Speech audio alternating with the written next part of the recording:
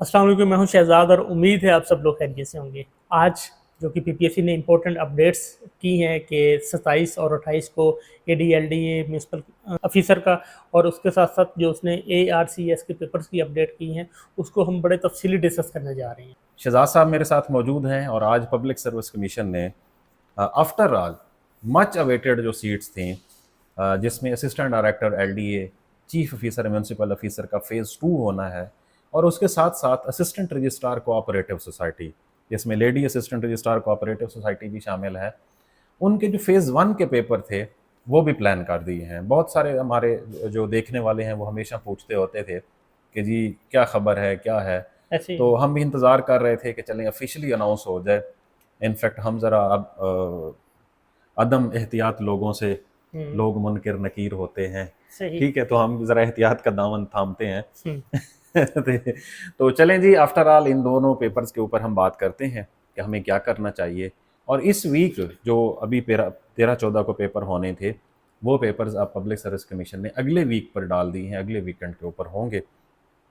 तो ये अच्छा किया है। हाँ जी, अभी हमारा जो कंसर्न है वो बेसिक है असिस्टेंट रजिस्ट्रार कोऑपरेटिव सोसाइटीज़ का, लेकिन साथ क्योंकि सर असिस्टेंट डायरेक्टर एलडीए हाँ और जी। चीफ ऑफिसर म्यूनसिपल ऑफिसर के भी हम्म, फेज़ 2 जिसमें हाँ जी। इंग्लिश ऐसे होना है वो शेड्यूल हो चुका है। हम्म। तो उस पर भी सर आप कुछ बताएं ज़रा, ताकि हम फिर अपने असल मुद्दे की तरफ चलें। एक तो सर जिस तरह हम पहले बात कर रहे थे कि एक अच्छा स्टेप है कि पीपीएससी ने एटलीस्ट इतने सारे लोग जो वेट कर रहे थे, आपसे पूछे थे, मुझसे भी पूछे थे, उनके लिए एक स्टार्ट की एग्जामिनेशन में। हम्म। तो अब अल्लाह करे कि तब तक हालात नॉर्मल हो जाएं और ये मामला भी पोस्टपोन की तरफ ना जाए। तो उम्मीद है कि फ्लड्स वाला सीन निकल जाएगा, तब तक लोग रूटीन लाइफ में आ जाएंगे। तो सर अब आज है 10-11 तारीख और ये प्लान हुआ है 27 और 28 जी, सितंबर। 27 तारीख को हम्म। एडीएलडीए और चीफ ऑफिसर म्यूनसिपल ऑफिसर का ऐसे होगा इंग्लिश, जी। और अगले दिन जो 28 तारीख है हम्म। उस पे असिस्टेंट रजिस्ट्रार कोऑपरेटिव सोसाइटी के स्क्रीनिंग टेस्ट होंगे जिसमें 2 पेपर होने हैं, एक जीके का पेपर होगा और एक लॉ का पेपर होगा। ओके।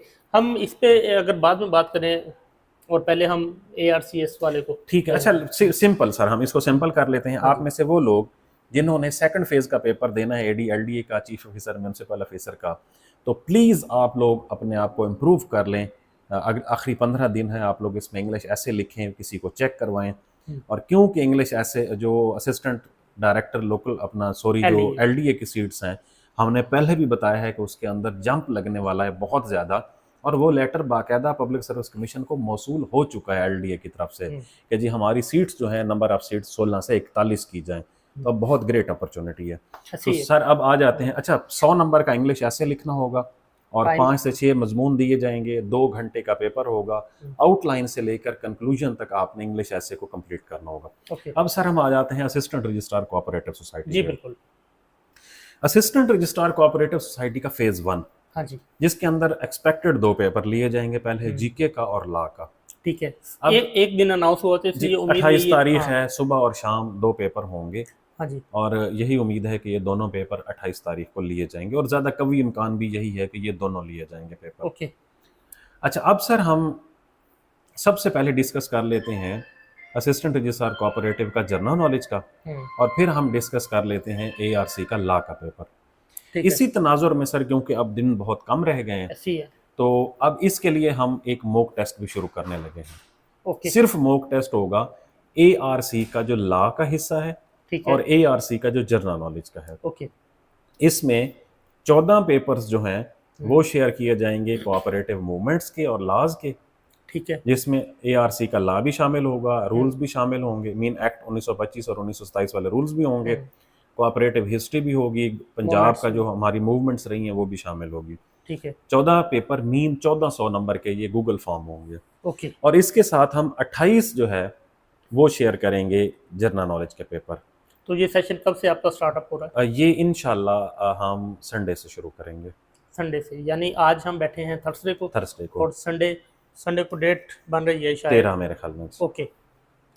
2 दिन बाद इंशाल्लाह हम इसको शुरू करेंगे। रोजाना की बुनियाद पर 2 जीके के पेपर और 1 लॉ का पेपर शेयर किया ओके। जाएगा। और ये नेक्स्ट 14 डेज के अंदर इसको हम कंप्लीट करते हैं। कंप्लीट भी हो जाएगा और पेपर भी बिल्कुल सर पे होगा। पेपर भी सर पे होगा उससे, क्योंकि ये ऐसी एक्टिविटी है जो इनको बहुत फायदा देगी। जिन अच्छा, लोगों और की इसकी तैयारी है उनको ये वाकई इससे बहुत फायदा मिलेगा। अच्छा, और इसकी फीस भी हम बहुत माकूल रखते हैं, 2500 रुपया फीस होगी इसकी टोटल।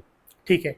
2500 में 2 पेपर्स के मॉक टेस्ट होंगे, जीके के भी होंगे और साथ में लॉ के भी पेपर होंगे। Okay okay. चलें, अब आगे चलें। हाँ जी। अब आप में से वो लोग जो आज तक जिन्होंने अभी तैयारी नहीं की थी, उन्हें क्या करना चाहिए? पहले तो ये है कि जनरल नॉलेज का जो पेपर आएगा उसमें उन्होंने 4 पोर्शंस मेंशन किए थे। सर नहीं, पहले मुझे ये बताएं कि जिन्होंने अब तक तैयारी शुरू नहीं की, क्या उन्हें अब कुछ करना चाहिए? बिल्कुल करना चाहिए, ठीक है। बिल्कुल करनी चाहिए। ठीक है। ठीक है। सर, इंग्लिश जो हमारा जनरल नॉलेज का पेपर है ARC का, उसमें 4 हिस्से दिए गए थे। ठीक है। एक था हिस्ट्री, दूसरा इस्लामियात, तीसरा जनरल नॉलेज और चौथा कंप्यूटर। सर जब ये टर्म आ गई ना जनरल नॉलेज, तो उसमें तो फिर इट्स मीन के 10 के भी 12 पोर्शन। हाँ, मतलब ये है, सारा लेकिन कुछ आ फिर जाता भी इन जो 3 दूसरे कंटेंट हैं, जिसमें इस्लामियात इस्लामियात है, जिसमें हिस्ट्री है। है, जिसमें कंप्यूटर है, इनको ज़रा ज़्यादा वेटेज दी जाएगी। ठीक है। अच्छा, अब दूसरा हिस्सा जो है हमारा, वो है ARC का, लॉज का या मूवमेंट का। अभी तक आप में से वो लोग जिन्होंने इसकी तैयारी नहीं की, तो इसके लिए एक सॉफ्ट कॉपी किताब है इल्मी वालों का, जो सबसे अच्छी जो गाइड है वो इल्मी वालों की थी, असिस्टेंट रजिस्ट्रार कोऑपरेटिव सोसाइटी की। ओके। अब वो क्योंकि इस दफ़ा इल्मी वालों ने उसको नहीं प्रिंट किया, तो मैंने पिछले 2 लोगों से जो 2 दफ़ा लगातार रिकमेंड हुए थे, उन्होंने मुझे वो हाईली रिकमेंड की थी किताब। हाँ। उन्होंने कहा जी वो किताब सबसे अच्छी है। हमारे कोलीग साकिब हैं, उनसे भी आपने वो हाँ, वही किताब जी। तो वो किताब भी सॉफ्ट कॉपी में अवेलेबल है, और वो मार्केट में अवेलेबल नहीं है। वो अभी मार्केट में अवेलेबल नहीं है, तो वो मैं सॉफ्ट कॉपी नीचे नंबर दे दूंगा डिस्क्रिप्शन में, वो आपको 300 रुपए की वहाँ से मिल जाएगी, तो आप उसको पढ़ सकते हैं। और उसी किताब में से फिर हमने 14 मॉक टेस्ट डेवलप किए हैं। ओके। मीन अगर कोई बंदा वो किताब पढ़ता है और फिर मॉक टेस्ट अटेम्प्ट करता है, तो मेरे ख्याल में उसका काफ़ी मसला हल हो जाएगा। ओके। अब सर ARC के पेपर में क्या आना है? पेपर ये 2 होंगे और दोनों में से आपको कम से कम 40 नंबर आप लेंगे तो पासिंग मार्क की स्लेब पे आप आएंगे। हाँ, लेकिन यही तो 2 पेपर हैं जिनमें नंबर आने हैं ना। एग्जैक्टली। सर 60 से 70 नंबर आपके ARC मूवमेंट में आ सकते हैं। ओके। 70 नंबर से ज्यादा आपके जीके के पेपर में आ सकते हैं। ठीक है। इसका मतलब क्या है, आप 130 से 140 नंबर लेने की पोजीशन में हैं। ठीक है। ओके।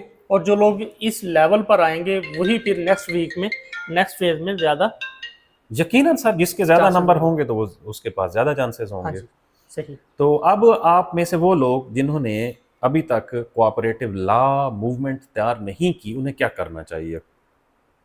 सिंपल, या तो वो किताब जो हम बता रहे हैं, या कोई और मार्केट के अंदर अगर किताब मौजूद है तो आप उसको ले भी सकते हैं। आप एक काम करें, सिंपल, आप कोऑपरेटिव डिपार्टमेंट जो पंजाब है उसकी वेबसाइट पर जाएं, वहाँ पर आप देखें, वहाँ पर उनका एक्ट भी पढ़ा है 1925 वाला, ठीक है। उनके रूल्स भी पढ़े हैं 1927 वाले। रूल्स और एक्ट में से आप लोगों का तकरीबन 50 नंबर का पेपर आना है, रूल्स और एक्ट में से। ओके। रूल्स और एक्ट में से। ठीक है। पीछे रह गए 50 नंबर। अब जो दूसरा 50 नंबर है उसमें से तकरीबन 15 नंबर आप लोगों के आने हैं वेबसाइट से। जो वेबसाइट उनकी मौजूद है, ठीक है, उसके ऊपर उनके मुख्तलिफ इनिशिएटिव्स हैं, ओके, उनके मुख्तलिफ सर्विसेज हैं, मुख्तलिफ इनिशिएटिव्स, उनकी हेल्पलाइन है, उनका एक रिसाला निकलता है कोऑपरेटिव के नाम से हर मंथ। या इस साल जो 2025 का साल चल रहा है, ये पूरी दुनिया में कोऑपरेटिव ईयर्स बनाया जा रहा है। उसका थीम क्या है, ये इसकी क्यों मनाया जाता है, पहला कब मनाया गया था। हाँ जी। तो 15 नंबर इनके कवर होंगे सर वहां से। ओके। पीछे रह गए 35 नंबर। हाँ जी। 35 नंबर में से सर जो 10 नंबर हैं तकरीबन, वो आएंगे अर्ली, जो पूरी दुनिया में यूरोप से, क्योंकि ये स्टार्ट हुई थी कोऑपरेटिव मूवमेंट्स जो उस वक्त स्टार्ट हुई थी, तो ये हिस्ट्री जो यूरोपियन हिस्ट्री है कोऑपरेटिव मूवमेंट की, इनके 10 नंबर वहां से आएंगे। यूरोपियन कोऑपरेटिव मूवमेंट में से 10 नंबर आएंगे। जी आएंगे। 10 नंबर आएंगे इनकी पाकिस्तान के हवाले से जो हिस्ट्री है कोऑपरेटिव मूवमेंट की, जो 1905 से शुरू होती है, फिर 1925 पे जाती है। ये बड़े सगीर के अंदर जो शुरू हुई थी। 1925 में पहला एक्ट, 1905 में पहला एक्ट आया, फिर 1925 में प्रॉपर एक एक्ट आ चुका था। अच्छा, और इसके साथ फिर हमारे पाकिस्तान के अंदर इनिशियली जो कोऑपरेटिव मूवमेंट्स थी, जो कोऑपरेटिव सोसाइटीज, उसमें रेजिडेंशियल सोसाइटीज थी, लाइक जैसे मॉडल टाउन की सोसाइटी है लाहौर में, गुलबर्ग की सोसाइटी है लाहौर में। अब ये कोऑपरेटिव सोसाइटीज हैं और इनको डेवलप किसने किया था? सर गंगाराम ने इनको डिजाइन किया था। अब फिर सर गंगाराम के से एसोसिएटेड कुछ क्वेश्चंस भी आ सकते हैं, ठीक है। अब सर ये टोटल हो गए इनके तकरीबन 80 नंबर। हाँ जी। जो 20 नंबर हैं, 20 नंबर हैं जो मुख्तलिफ कोऑपरेटिव मूवमेंट्स हैं या कोऑपरेटिव सोसाइटीज हैं। लाइक 7 किस्म की कोऑपरेटिव सोसाइटीज तो इस वक्त कोऑपरेटिव सोसाइटी पंजाब डिपार्टमेंट के अंदर भी रजिस्टर्ड होती हैं। ओके, ठीक है, ठीक है, जिसमें खवातीन की है, जिसमें फार्मर्स की है, जिसमें अपना इसकी क्या कहते हैं कंज्यूमर्स की है, नहीं डिसेबिलिटी की नहीं है इसमें। ठीक है, उसके अंदर जो हाउसिंग सोसाइटीज हैं, मतलब इस तरह की ओके, इनके पास सोसाइटीज हैं बाकायदा जो कि रजिस्टर्ड होती हैं। ठीक है।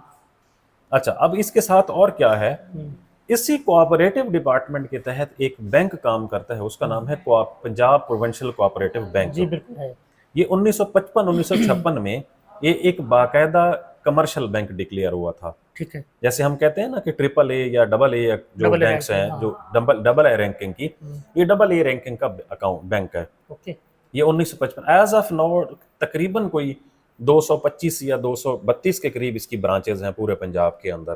ठीक है, ठीक है, तो उसके हवाले से उसका काम क्या है और किस तरह से वो लोन प्रोवाइड करता है, तो ये सारी, क्योंकि वो फार्मर सोसाइटी हमारी उसकी जो हाई अप्स हैं, उसका मैनेजर, सॉरी नहीं, वो तो खैर उसको तो नहीं पूछा जाएगा।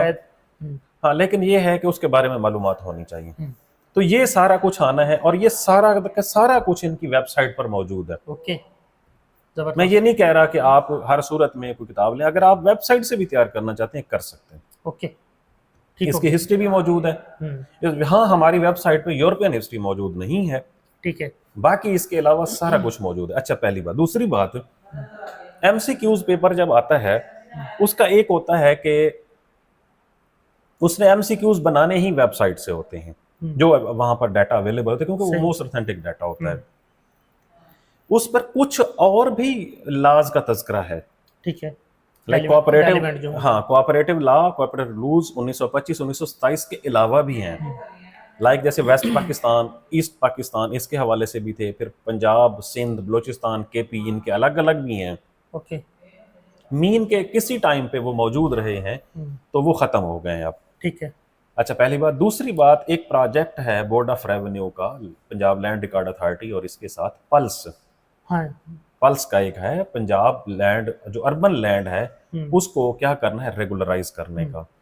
ये उसके की स्टेक होल्डर हैं, ये कोऑपरेटिव वाले। इनका बाकायदा उनके साथ एमओयू साइन है, ओके, पल्स के साथ। तो अब ये पल्स क्या है, फिर उसके बाद फैटफ क्या है, फैटफ इनकी वेबसाइट पर बाकायदा मौजूद है। एफएटीएफ जो है, फैटफ क्या है, फैटफ का काम क्या था, पाकिस्तान ग्रे लिस्ट में रहा, मतलब इस तरह की जो मालूमात हैं सारी की सारी वेबसाइट पर मौजूद है। यानी अगर ये लोग वेबसाइट को भी अच्छी तरह तैयार कर लें तो आराम से पासिंग मार्क्स ले आराम सकते हैं। लेकिन कंपटीशन में तब आएंगे जब ये 60+ रहेंगे, यकीनन। अच्छा, अब ये सारी चीजें मैंने एक्सप्लेन कर दी। अब क्योंकि हम, अच्छा, ये मुझे क्यों पता है, मुझे इसलिए पता है कि हम क्योंकि वो सेशन कंडक्ट करवाते रहे हैं। हाँ। तो इस वजह से मुझे फिर मालूम था, मैं खुद भी विजिट करता था, कैंडिडेट्स को भी बताता था कि आप लोगों को ये करना चाहिए। तो 100 इनिशियल 2 पेपर्स में इन लोगों को 140, 135, 130 नंबर एटलीस्ट लेने चाहिए, एटलीस्ट 130 एटलीस्ट। फिर आएगा उर्दू का पेपर, उर्दू के पेपर में 70 नंबर 65 नंबर आ सकते हैं, इस तरह हो गए 300 नंबर। और जो बंदा भी 340 नंबर लेके जाएगा, 320 नंबर लेके जाएगा, 300 से ऊपर ऊपर नंबर लेके जाएगा, वो अपने हाथ में रिकमेंडेशन लेटर लेके फिर रहा होगा। जबरदस्त। उसका वैसे इंटरव्यू अगर नॉर्मल भी हो जाए तो क्योंकि 200 नंबर का इंटरव्यू होना ना, तो ये इतना पीछे से मार्जिन कर चुका होगा कि इसके हाथ में इंशाल्लाह रिकमेंडेशन लेटर। जबरदस्त सर, आपने बहुत अच्छे तरीके से लोगों को गाइड किया है। तो और सर कुछ आप पूछना चाहते हैं? बस इसके साथ जो जीके का पेपर है उस पर तो हम बहुत दफ़ा बात कर चुके हैं ना, उसकी तो आप जितनी जल्दी आप उसको रिव्यू करें, चीज़ों को जो आपने नोट्स बनाए हैं उनको स्टडी करें। अब नई स्टडी का टाइम कम होगा, आप जो प्रीवियस स्टडी है उसको कंबाइन करें, उसको अच्छी तरह से तैयार करें। हाँ, न्यूज़पेपर के साथ आप टच रहें, मीडिया के साथ, सोशल मीडिया नहीं, मीडिया के साथ आप टच रहें, और जो एग्जैक्ट इन्फॉर्मेशन है वो आपको याद होनी चाहिए। चल, और सर? अच्छा जी, उम्मीद है आप लोगों को मालूमात मिल गई होगी। 28 तारीख को असिस्टेंट रजिस्ट्रार के जो फेज़ 1 है उसके पेपर होंगे, और इसी तरह 27 तारीख को assistant director LDA, chief officer municipal officer का इंग्लिश ऐसे होगा। तो अपने आप को प्रिपेयर करें। दोनों बहुत अच्छी सीट्स हैं, पहले दिन वाली 27 वाली भी और 28 वाले भी। और कहते हैं कि जी आपके पास, आपके हाथ में जो एक चिड़िया है वो उन 2 चिड़ियों से ज़्यादा बेहतर है जो तार पर बैठी हुई है। अब हमेशा तार का ही जिक्र करते हैं, दरख्त भी तो हो सकता है। नहीं, वो जिसने लिखा था उसने भी तार का तज़किरा किया अच्छा। था। चलें जी। उड़ गई हैं 2 चिड़ियाँ। हाँ, एक बैग ही तारा थे। ठीक है जी। तो अब आप में से आपके दरमियान और इस सीट के दरमियान 2 रुकावटें रह गई हैं। एक आपकी मेहनत, जो कि आपको इस कैपेबल बनाएगी कि आप इम्तिहान पास करें, और दूसरा है इम्तिहान। जब आप इम्तिहान पास करेंगे तो वो लीड कर